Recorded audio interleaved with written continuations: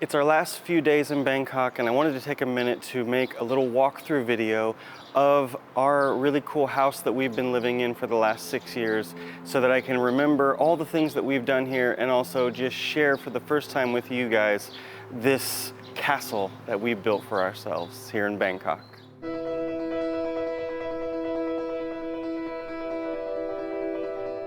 So this purple, majestic tower is all ours. We moved in here about 6 years ago, and we knew that it was going to be a DIY project, something that we would really spend a lot of time and money on, and we built it exactly the way that we would want it to be. So let's head on in and take a look what's inside. Originally, when we moved in here, this was not a house, it was a jewelry factory, and we spent a lot of time and a lot of months turning this into something that's very comfortable and livable. So the living room used to have a wall, a black wall that ran all the way over to where the kitchen is, and it was very dark in here. They had the metal shade pulled down, and the first time we walked in here, it was very desolate. The floors were all gray and dusty and dirty, and there was only fluorescent lights. And we've really turned it into something that we really like. We've got an entertainment system up here, so we can hang out on the couch, watch movies projected on the wall over here, powered by our entertainment laptop. During COVID, we got a couple of Genesis-style controllers, and we've been playing Mario Kart competitively for a couple of years now. And this was one month-long project when we first moved in, where I built this wooden wall out of old pallets, and then later on Victoria started to cover it with lights and plants and the grow lights and everything else. So this has been kind of a warm, living green center point for our living room, dining room area. So we got this big table. We wanted to be able to have game nights here, and we've had so many fun game nights. You can see we got all the board games built into the bar over here. So that's given us many a good Friday night. And one of the most recent acquisitions to the house is this beautiful 19th century French jam peg bench, all hand crank. Came on a boat directly from Geneva and has been here ever since the end of COVID. Now this area over here is something that we spent a lot of time on. So this didn't originally used to be here when we first moved in. There was a wall right here, and this was a very tiny bathroom. So we had the contractors rip out the wall, and there was a wall here as well, and they ripped that down to halfway, and I knew that I was gonna build a bar here. So the bar's built out of old pallets and concrete boards, and then we just tiled it, and we put all these little sparkly things because we're gem cutters and we love sparkles. And the entire kitchen counter thing I built myself out of the wood that was inside of the walls that we had them rip out upstairs. So I built this whole sort of Z-shaped thing and then put down the old pallet woods and put in the sink. We did all the tiling ourselves, and then had a plumber come in and just basically connect the water to the mains because I didn't know how to do that.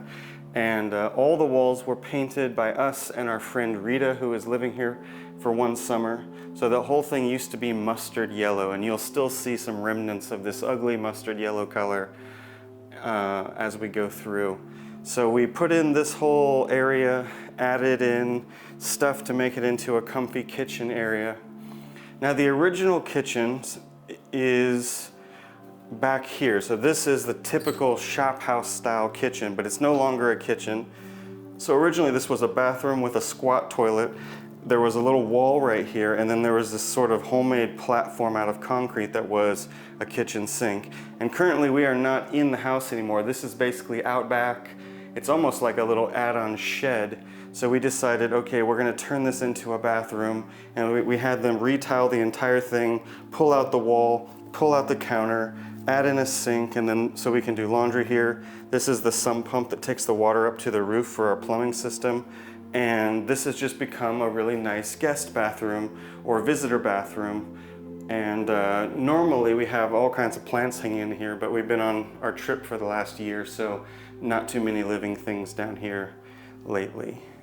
So heading up to the first floor, you can see some of that original mustard yellow color and what some of the original flooring looked like. So we never finished painting all the stairs. We did half of them and then that was it. And we've got these little black things here so Milo can have a grip while she was doing her recovery from distemper. So this is sort of a storage floor and a workshop kind of thing. So I've got my sewing station here, got my tool station here.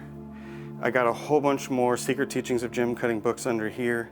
And then typically this has been our guest room, though we've now turned it into a classroom because we're about to have one last gem cutting class here in Bangkok. When we originally moved in, there were glass shelves all along this wall. There was a glass wall with a sliding door here, and there was glass shelves all along this wall. So this was sort of like a jewelry showcase room, I guess. We found a lot of old wax casting pieces in here that we either saved or threw away.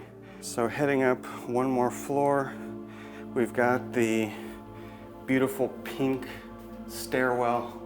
I got inspired one day and just decided to paint this whole thing pink, even the ceiling. So you have a really interesting, fully immersive pink experience going up into our bedroom floor. So right before we left on our 12-month American trip, we had this wall installed. So this was never really here before, but we really love having it. Originally, this was just an open area going into our bedroom. So this is our walk-in closet area. We've got all the things hanging up, a little messy because we are getting ready to move and pack and everything. But coming through the curtains, we've got probably the biggest bedroom that I've ever had. And Victoria has recently moved her faceting station down here because it's cooler. But this is our comfy bedroom. So we painted everything white, but you can still see the trim is that original yellow. And we built a mattress platform out of pallets and then a piece of wood and then this amazingly comfortable latex Thai-made mattress. We've got the cosmetics and getting ready to go out area over here with the fridge for makeup and skincare products that get way too hot here in Thailand. All the floors have really big windows, so we've got a nice view out here. And normally we have a lot of plants just filling up this whole area, but as I said, since we just got back from a long trip, all the plants are elsewhere. So for anybody who has taken our Faceting Apprentice distance course, this corner might look a little familiar if you just imagine that white thing had all kinds of faceting hand pieces attached to it, and there was a faceting machine right here. This is where I shot all of the Faceting Apprentice courses, but now it's just become a comfy corner. And one of the things that we added when we moved in here, we knew that we wanted to have a bathroom on this floor, so this area did not used to exist. This used to just be all open when we first moved in. And so we had them build this wall here, and they added a stairs, because before the stairs were kind of going that way. So they changed the stairs around, and then we had them install this whole bathroom area. So we chose all the tile and all the fixtures and stuff, and then they installed it for us. And this has just become a really comfy bathroom. It's a wet room, which is how they always do bathrooms in Thailand. So there's no bathtub, but there's no shower. The whole room can be a shower, which means as a tall, big person, I have total freedom to move around and really enjoy my shower. At one point during COVID, I installed all these LED lights up here and a sound system so that I could take nighttime showers with music in all red lights and have just a really trippy showering experience. So let's head up to one of my most favorite floors, which is our studio. Little Angie Crabtree print here. And heading up to the workroom, we've got all of the fun stuff. So this is the workshop studio floor. So this is my faceting area over here. I've got lots of YouTube videos shot here, and Peter Nelson, who was watching the house for us when we were gone, also had a lot of YouTube videos with this as his background. So I've got all my faceting tools over here, my main faceting machine, my altar when I'm having polishing issues, and then my side table where I keep some extra laps. I've got my polymetric machine under here. Of course, if you're making YouTube videos, you need lighting. And over here, the faceting museum. Now, when we left Thailand for our 1-year American trip, this was the entire museum, about 50 or 60 machines or something like that. Now this is half of the museum because we have added another 50 machines that are currently in Chicago waiting to be united with these machines to make the full faceting museum set. So we've got hand pieces, we've got archival photos and vintage stones, we've got old polishing powders and all kinds of stuff, old prints, old cards, all kinds of antique stuff, and it's all going to be on display sooner or later in Portland, Oregon when we finish our move. So this is our library area. So we've got all the reference books, all the gem books, all the lapidary journals, all the design books, everything that we need, and kind of a current projects area. This is my computer workspace. So all my YouTube videos and the Faceting Apprentice videos and all those webinars from COVID were all happening right here. So I've got my computer going on with the second monitor and the studio grade speakers, the lighting for the webinars. At one point I had a green screen attached to a rod right here so that I could have different backgrounds for the webinars, but since I've kind of taken that down. So traditionally this was Victoria's work area over here. She had her faceting machine set up in a sort of a second desk over here, and she had all of her plants and everything. All the lighting was very, very nice, but as I said, trip. This is kind of our looking at rough prep area. Currently I've got some of the synthetic rough kits that we sell being prepped. This is our kind of to-do area. We keep all of our jobs that we're working on for different faceting projects in here. Stones to go back to customers, jewelry that needs to get cast, stuff that's ready for shipping. Since we're in Thailand, it's really important that all my camera gear has to stay cool and dry. So I've got this sort of dry box that keeps everything dehydrated and not too hot. And then over here, this is kind of our nap area. So when we need to take a break from faceting or just relax our eyes for a minute, take a nap, we can come lay on the couch. This is the dirty preforming area. So we're sawing stones here, preforming some stuff here, and generally just getting everything filthy. So we keep it in the corner, plus lots of natural light. Right next to that, we got the photo area. So turntable, we've got the box that diffuses everything, my other camera on the stand with some props, backdrops, wood things, reflectors, little props that we can set next to the stones, little dried flowers and stuff like that. So all kinds of stuff around here that we just keep around for doing photos and backdrops and all kinds of stuff like that. And then if we keep on moving, we will see just a little bit more. This is most of it done. So this is kind of our staging area where we have plants and prep laps and store extra video gear, and occasionally I'll shoot a video with this blue. I painted the wall blue just to give me another background. So if you ever saw my faceting machine deathmatch video, most of that was shot here, and then the actual intro to the video with the arena was here, and I set this up as kind of like a wrestling ring with two machines battling it out while the other machines were watching. So that's kind of where that stuff happens. And we had them install a sink back here because, of course, if you're doing gem cutting, you need water pretty regularly, whether it's for washing your hands, washing off stones, or just adding water to the machines. So that's kind of plumbed in. And if we go up one more, this is the top floor of the house. This is the only floor that we didn't renovate, so it's still in its original state. This one, for whatever reason, has really weird walls. So basically they've built a bunch of small rooms. Now, a lot of the other floors originally were like this, but with different kinds of walls, but they had these different kinds of small rooms. And